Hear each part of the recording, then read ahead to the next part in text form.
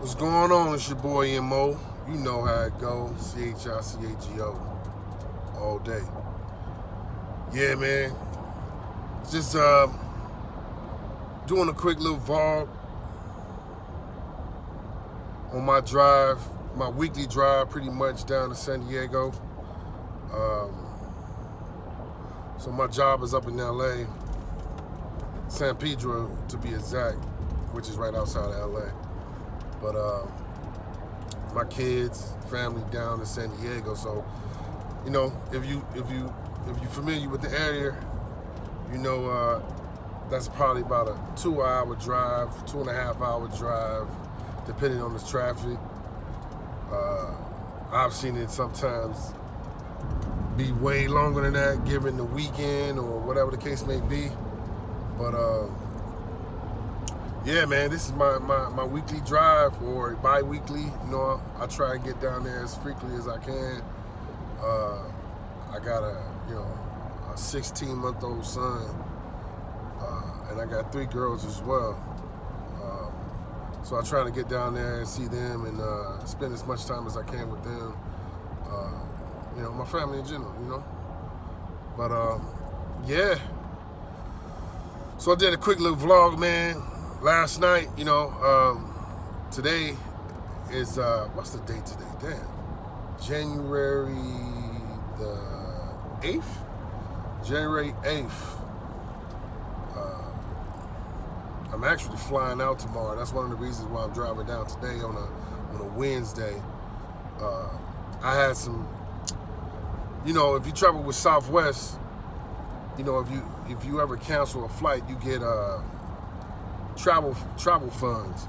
So what happened was I had a flight that I had canceled. Actually, the flight was going to New Orleans last year. I had bought tickets to fly to New Orleans for Mardi Gras. Bought them in January. You know what I'm saying? Needless to say, I had to cancel that flight and had pretty much a year to utilize it.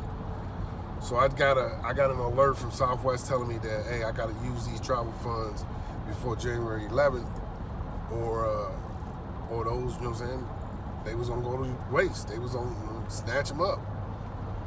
So I decided to do a little quick trip to Vegas. My mom stays in Vegas.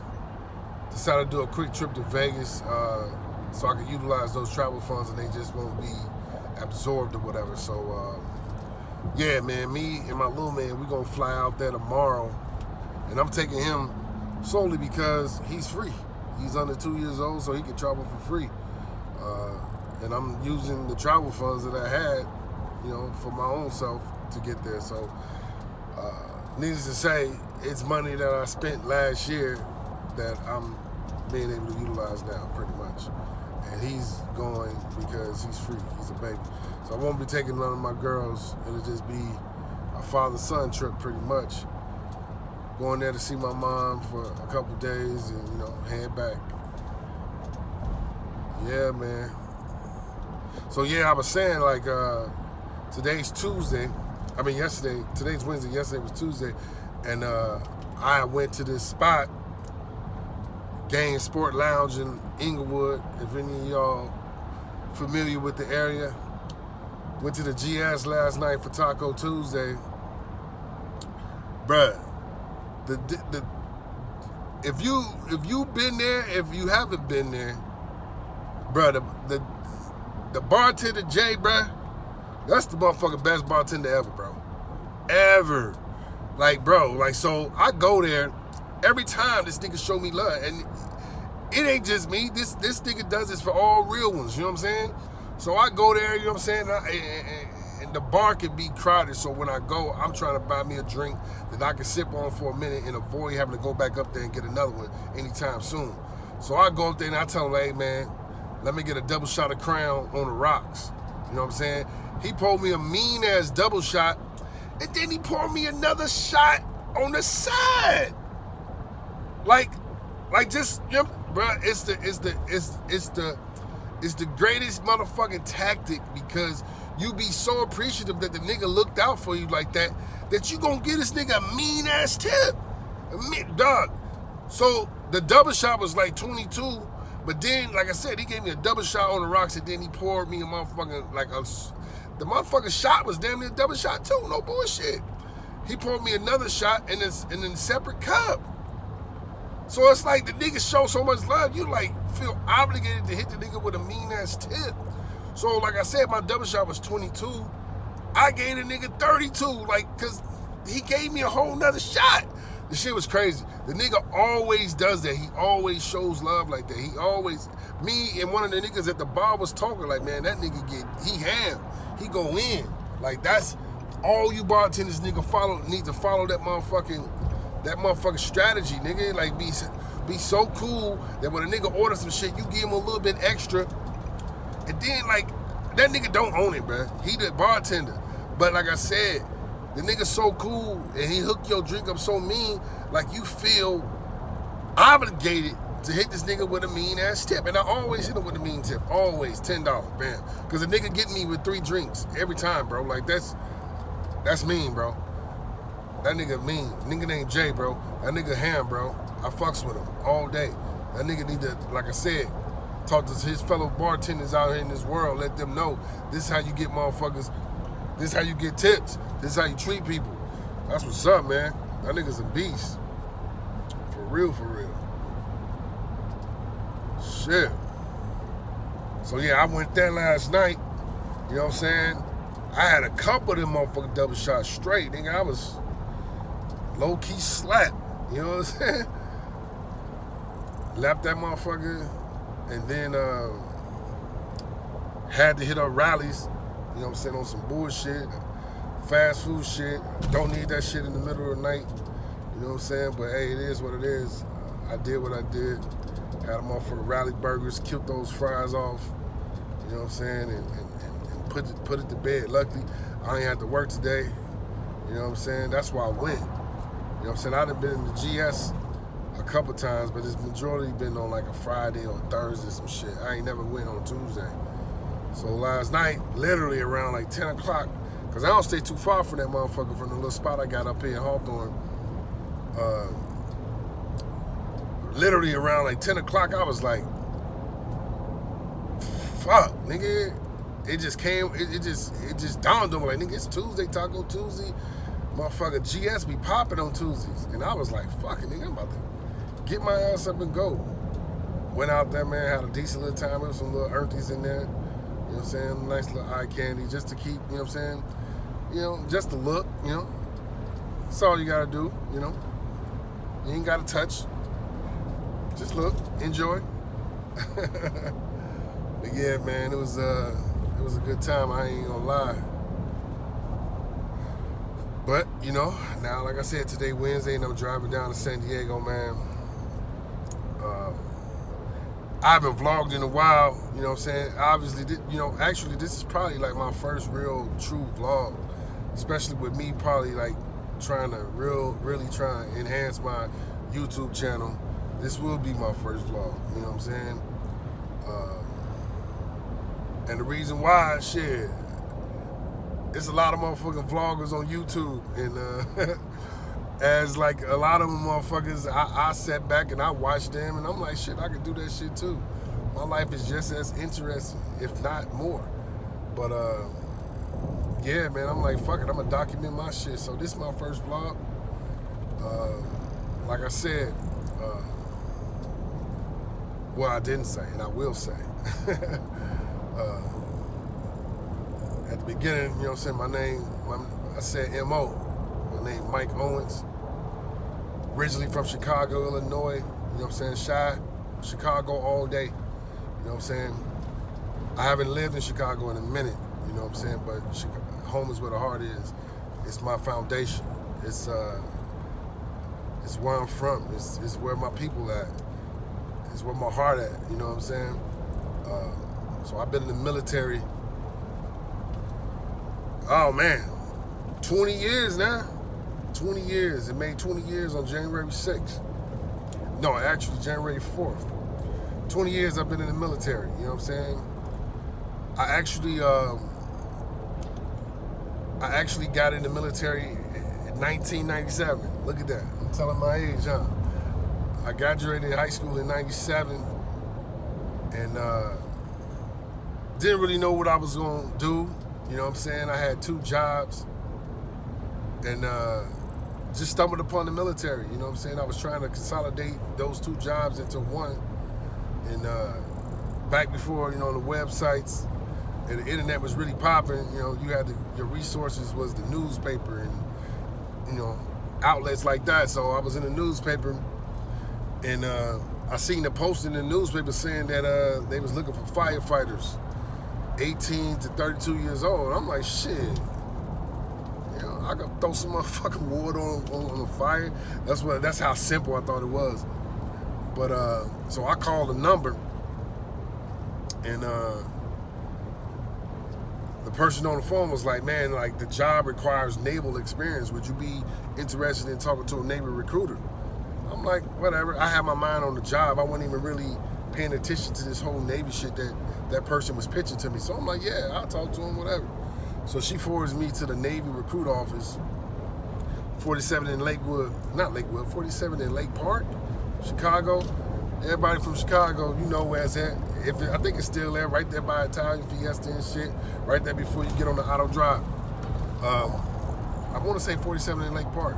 But anyway, she forwarded me to that recruit office, and I'm telling you, the recruiter that was on the other end of that phone, man, he was the exact type of person I needed to recruit me to the military. He told me exactly what I wanted to hear. When I say that, I'm saying like he spoke to me individually. Like the things that he told me was like adventurous for me. Like, you know what I'm saying? Like at that point in time in my life, I had never stepped outside of Chicago. I had never, other than playing basketball and having like basketball tournaments in like Missouri and Michigan and shit like that, neighboring states to Illinois, I had never been anywhere else. So when I had, talked to the recruiter, he was telling me about all these places that he had visited and seen, all due to the military. I'm like, damn, like he was telling me like, man, I'd have been in Africa, I'd have been to France, I'd have been Brazil, like he'd have been to all these exotic ass countries in my mind at the time. I'm like, damn, you've been there? And not only, the fact that he'd been there, but the fact that his upbringing was similar to mine. Like he was from Chicago, born and raised. He didn't go to my high school, but he went to a school that I was familiar with. He came from a single parent upbringing. It was just a lot of similarities within him and I that I was like, man, this shit sound good. And then obviously being young, he sold me on the whole women aspect. He was like, bro, like, man, the women in Africa are beautiful. The women in Germany are beautiful. Like, you know what I'm saying? And young and hormones racing, that shit was sounding good. Like, shit, nigga, I can bang something from motherfucking Germany, nigga. You know what I'm saying? I'm like, shit, I want to see what that be like. You know what I'm saying? So, yeah, man, I joined the Navy originally back in 1997. And then, 98 is actually when I reported for boot camp, but I signed to go in 97. And then, so I did 4 years in the Navy. And then I got out. You know what I'm saying? I got out the military for 2 years. This was right after 9/11, like 2001. I had got out, you know what I'm saying? I feel like, at the time I had felt like, you know what I'm saying, I did my obligated service. I signed up for 4 years. I didn't really see myself making it in the career. I wanted to utilize the college benefits and, better myself in that way. So I got out for 2 years, and I did exactly that. I didn't go to college, but I went to like a trade school for electrical wiring. Went there, and I didn't complete it because within that time frame, that 2 years I was out, a lot of shit happened, man. Like, you don't realize the stability and the structure that you gain when you're in the military. It is a sense of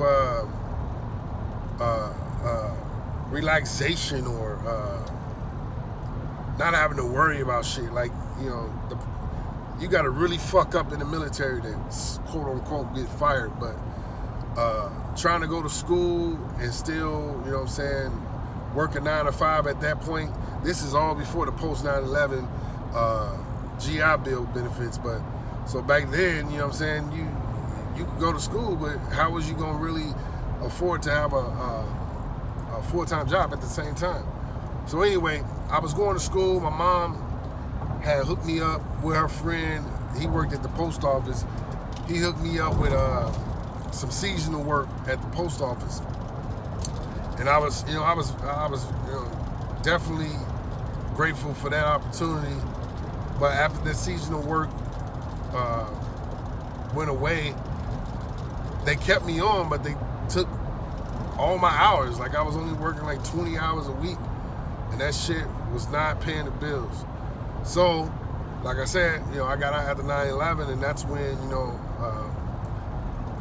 Department of Homeland Security was formed, and all of the security at the airport had been, it had went from commercial sources to what we know now today as TSA, Transportation Security Administration. So I was actually one day I was at work at the post office in the break room, and they had, they had TVs in there, and I had seen, it was like a job fair, a higher job fair for TSA, and literally, God works in mysterious ways. Literally, I seen the little news bit, but I caught like the tail end of it. But obviously I heard enough of it to go home and research, you know what I'm saying? So I went to channel, I think it was ABC 7 News in Chicago. I went to the website and I looked at the, the stories of the day or whatever that made the news. And that's when I seen that TSA was having like a job fair. You had to call this number and all this and that. And I did exactly that. And man, TSA called me, scheduled an interview and all this shit. And so with that, I got with TSA, and that was a full-time job. So, trying to go to school and do that, I couldn't do it. I literally couldn't do it. So I wound up having to drop out of electrical wiring school, and I fully committed myself into TSA. And that was gonna be my career path. You know what I'm saying? A lot of people at that time, TSA was a new government agency. A lot of people, when I was there, was trying to utilize TSA as a springboard to other government agencies. Like even myself, like I had tested with the Customs, U.S. Customs. So I was like, man, I'm gonna stay at TSA until this Customs things go through. So, needless to say, while I was with TSA for like a year, they had, I think I was there with them for maybe less than a year at this point. But one day at work, we used to have like a roll call where everybody that was, on that shift would gather, and our supervisor would get us together and, talk about the day's task and all that type of thing. They had told us like, hey man, we have these opportunities at other airports, other airports throughout the United States. They're struggling, they need personnel, and if anybody's willing, interested or whatever to move to another airport, another state, city or whatever, like this is a list, you guaranteed a position at that place. It's literally a transfer, but the kick was you were going to have to move on your own. It was going to be on your own dime. So I looked at the list, and San Diego was on there. San Diego was on there, right? So, I had served my first 4 years in the military on Naval Station 32nd Street Naval Station. There you go, 32nd Street Naval Station here in San Diego, California. I had, that's why I did my 4 years in the Navy, and my wife was from there, and at the time, I didn't realize like I had grew so. I didn't realize I had matured or I had evolved as a person so much to the point where the things I was doing in Chicago with my family and friends there, it just seemed it seemed like deja vu. It seemed like, you know, I had did it before. It's crazy. And a lot of you, if anybody from the military is watching this video, I was in that position where, you know, a lot of the old heads, when I was young in the military, a lot of the old heads was like trying to convince me to stay in. Like, man, I'm telling you, when you go home, them niggas are gonna be the same niggas they were before you left. They're gonna be doing the same shit. And at the time, I'm like, man, whatever, man. That's your story. You know what I'm saying? I'm worried about me. I'm gonna do me. I ain't worried about nobody else. But rest assured, when I got home, that was exactly what the case was, man. It seemed like everybody kind of like stood still and waited for me to come back. And when I came back, we were doing the same shit. Literally, I had deja vu moments of like, damn, I did this before. I remember this exact occurrence, like, damn, you know, and I didn't realize within that 4 years I had been in the military that I had evolved so much as a person.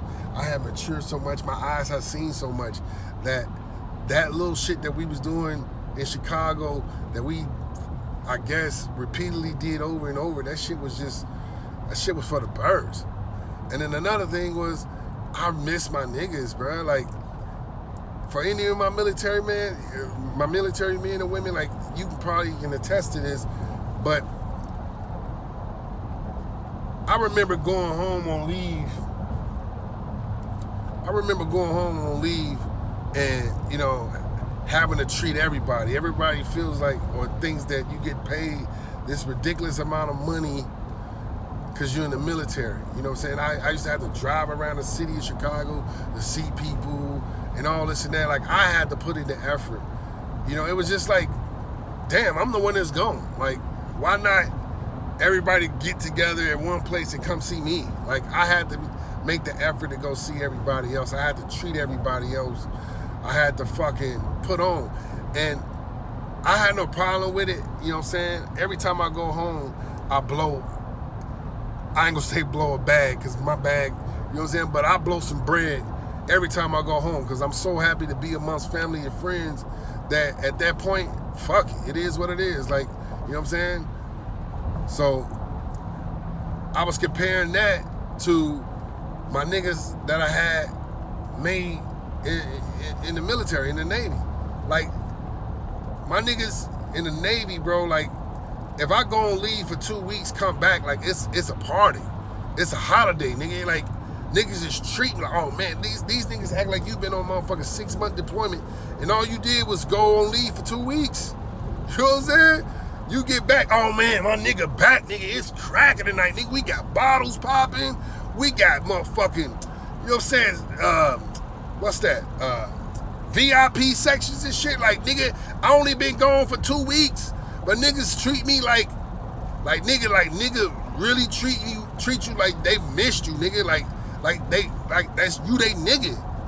Like, that shit, I'm telling you, the two don't even compare. Like, that love and fucking affection that you get from your boys like that, from that standpoint, from 2 weeks, that's actually what you're supposed to get from your family. You know what I'm saying?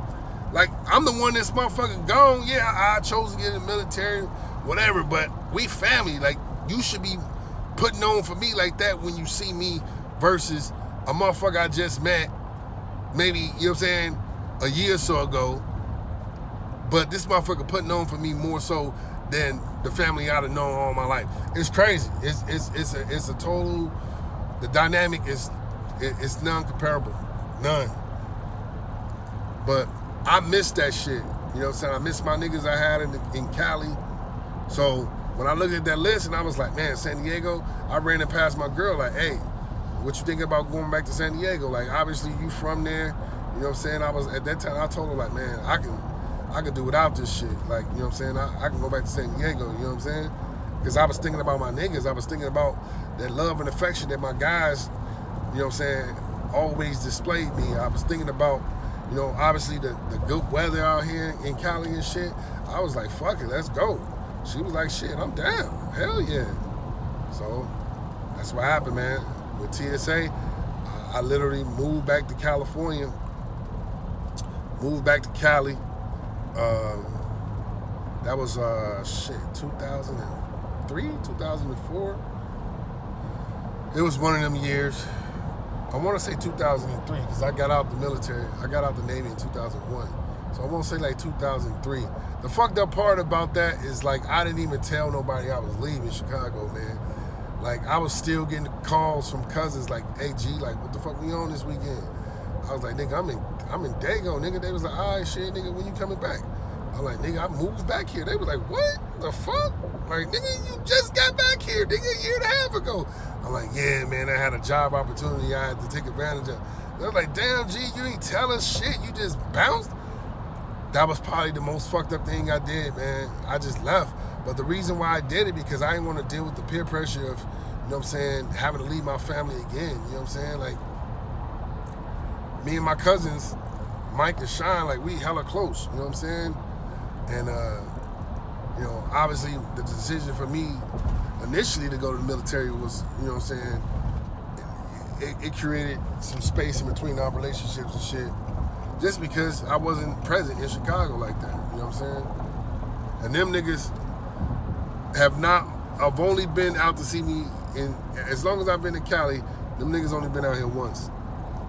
Well, Mike has. Sean ain't never even fucking been here. I've been trying to get to that nigga out here for ages. But yeah, so I know I'm kind of like bouncing around with the story shit. But yeah, I went to move back to Cali, working with TSA, and then, you know, after working at TSA, like when I moved to San Diego with that TSA shit, like they was on some real militant shit. Like I worked at Midway in Chicago, and it was like hella cool, laid. You know, I ain't gonna say laid back. It was good. It was a job. But when I got here, TSA working with motherfucking TSA in San Diego, like they was trying to run this shit like a military. And I'm like, man, I just got out the motherfucking military, bro. Like, them motherfuckers was calling motherfuckers captains and all. I'm like, what the fuck? Like, I was comparing the two. I had transferred in from Midway, so it was like, it wasn't no captain. You was calling motherfuckers by their name. Get to San Diego, they talking about captain this. I'm like, nigga, this ain't no motherfucker forming a motherfucking military. This ain't no motherfucking law enforcement like that. Like, what the fuck? So I really didn't like that shit, man. And then, like, over time, and like, no, not knocking motherfuckers that do security work, excuse me. Not knocking motherfuckers that do security work, but I'm not a security guard, bro. Like, I'm not top flight of the world. Like, you know what I'm saying? Like, that ain't me. You know what I'm saying? Like, standing there at the motherfucking metal detector, signaling the motherfuckers that's come through. Like, that just wasn't me. Standing on my feet all that motherfucking time, bro. Like, I'm like, man, nah, this can't be it, bro.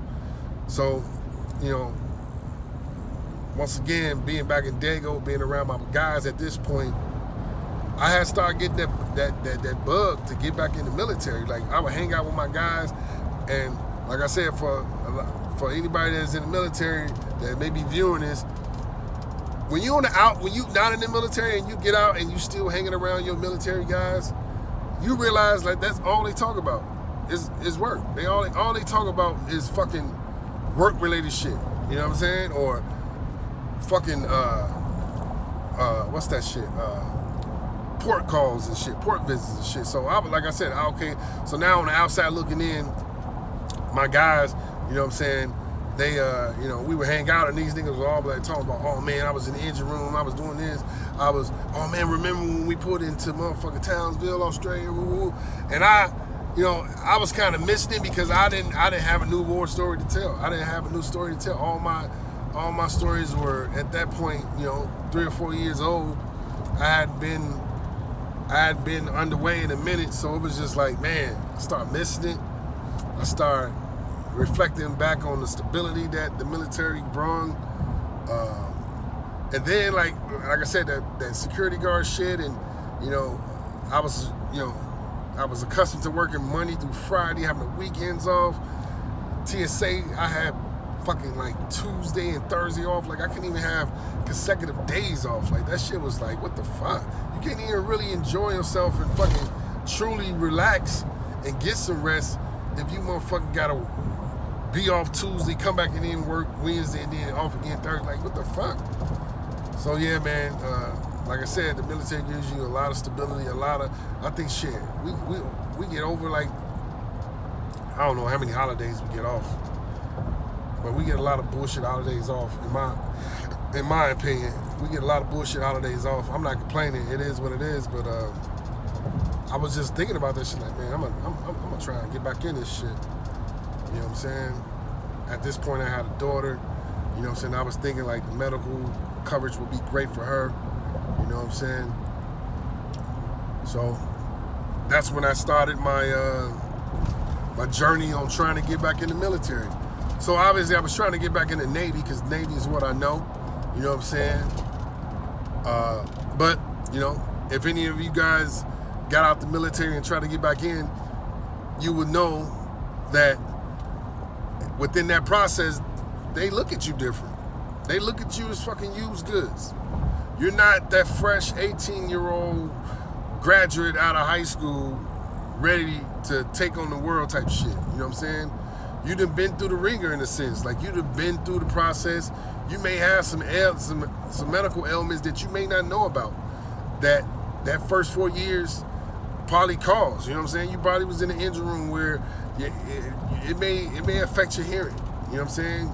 You may have a loss of hearing in the ear or some shit like that. So the process of me trying to get back in the Navy was much more harder the second time around because, like I said, they looked at me as used goods, and they was more so like looking at it like, what can you do for us versus what we can do for you. Like when you 18, high school, the Navy sells you. They sell themselves to you. Like, hey, man, you can come here, you can learn a job, you can learn a trade. We'll send you to school. Then, hey, you put $100 a month for 12 months into this MGI bill, and in return, we'll give you $30-some thousand in educational benefit. So it's like they sell, you know, they're selling themselves to you at that point when, you know what I'm saying, when you're young and you haven't been in the military. But me trying to get back in the military, they was just like, man, okay, you've been in for 4 years, okay. Like, they be more so like, what can you do for us? Like, you know what I'm saying? And I'm like, man, like, shit, I just want to get back in, man. You know what I'm saying? Like, I told him, I got a job. It's not like I'm thirsty for money or anything like that. I just said, like, I want to get back in for the experience. You know what I'm saying? And if I get back in, I'm gonna do a career. I'm gonna make it a career. You know what I'm saying? So, trying to get in the Navy, I had a bullshit ass Navy recruiter. At this point, I was trying to get in San Diego, right? So, bullshit ass Navy recruiter, you know what I'm saying? Literally had me waiting to get in the Navy for like 6 months. Literally. Because the job or MOS that I wanted, supposedly it was locked at the time. They wouldn't accept any applicants or whatever. That's what the motherfucker told me. And I told him, like, if I'm gonna get back in, I want to do some shit that I want to do. You know what I'm saying? Which was Master at Arms, which is pretty much military police. I was like, you know, whenever it opens up, just let me know. You know what I'm saying? So 6 months had elapsed. In between that time, I told him, you know, I'll wait until it opens. That shit never opened within that time frame. So by the grace of God, you know, I was in Rouse, which is a grocery store here in Southern California. I was in Rouse, and I'm in line about to check out, and I see this dude in front of me. He had this little uniform on that to me resembled like Air Force. And I'm like, man, you in the Air Force, bro? He was like, nah, man, I'm in the Coast Guard. I'm like, Coast Guard?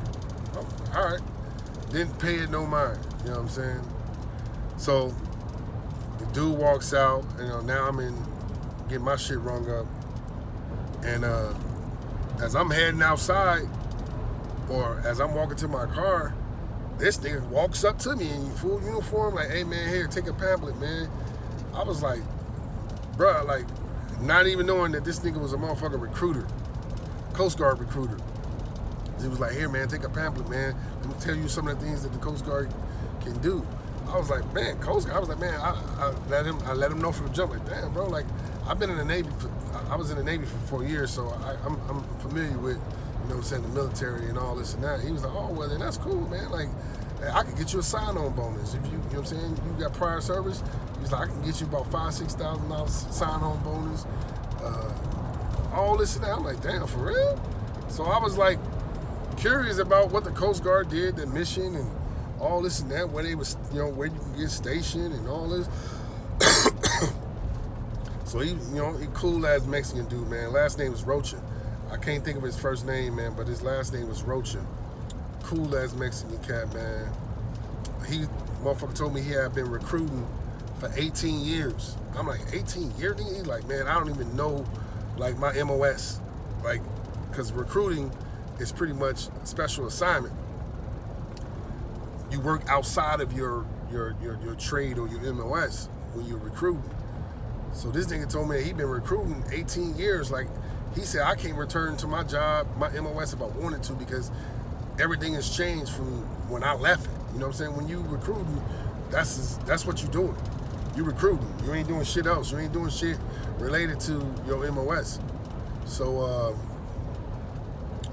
he was like, yeah, man, I've been recruiting for 18 years. I can pull some strings. I can get you here. I was like, man, only thing I ask if I sign on, bro, like, is if I can get stationed here in San Diego, just because I'm set up here, my family's here, you know what I'm saying? Wife got a job here, man. Like, it'll be a smooth transition if, you know, we could just stay here. Man, I don't know how this nigga worked his magic, bro. So when I signed up to go to boot camp with the Coast Guard, it wasn't really boot camp. It was like, they called it pit stop at the time. It was a prior service training. So the regular boot camp was like 8 weeks, 8 to 9 weeks. Being at the prior service program, they looked at it like you had a sense of discipline already, and it was pretty much condensed to a 4-week training, because, you know, like I said, you know, you got the discipline down. It was more so like for you to learn Coast Guard history and all this type of stuff, because there are guys that get in to the Coast Guard that are, you know, that was probably like Marines and Army. So it was highly beneficial for them because they had to learn the insignia and all that type of shit. Like for me, the insignia for the Navy and the Coast Guard is they're exact. So it was easy for me to learn all that. It was just, like I said, me learning Coast Guard history and shit like that. So 4 weeks, I went there, and while I'm there, I already had orders back to San Diego. Everybody in my class like, how the fuck you get orders? I was like, bro, I don't know. My recruiter was able to work it out. I already had orders. All I had to do was to complete my 4 years. I mean, my four weeks of training there, and then fly right back to San Diego and pretty much start my job. You know, start my time with the Coast Guard. Motherfucker was heated. Like, damn, my recruiter ain't do nothing like that. That's because they probably had a first-time recruiter or a recruiter that hadn't been recruiting for 18 years like mine had. So that was back in fucking 2004. Got into the Coast Guard, and I've been in ever since. 16 years. So 16 years Coast Guard, 4 years Navy.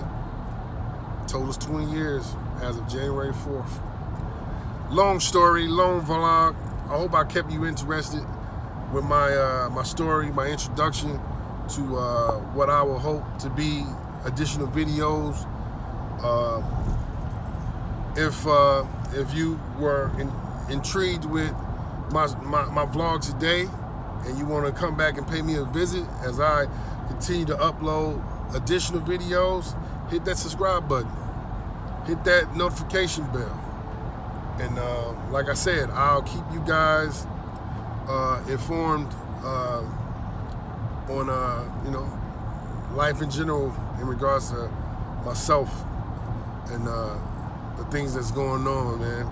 I will be in Chicago February 13th, NBA All-Star Game. I'm trying to get tickets to Saturday night, man, but I was pricing them motherfuckers on Vivid Seats and StubHub. Them motherfuckers going for like 5 stacks. I'll be watching that shit on TV, B. But nevertheless, man, All-Star Game in Chicago. That shit hasn't been there since, what, 85 or some shit? So who knows if that shit will ever come back around again within my lifetime. So I'm gonna take advantage of it now. But yeah, like I said, man, I'm gonna cut this vlog short. I hope you enjoyed it. And like I said, Come back again, man. Subscribe, hit that notification bell. Your boy, you know what I'm saying? MO, you know how it goes. CHICHAGO all day.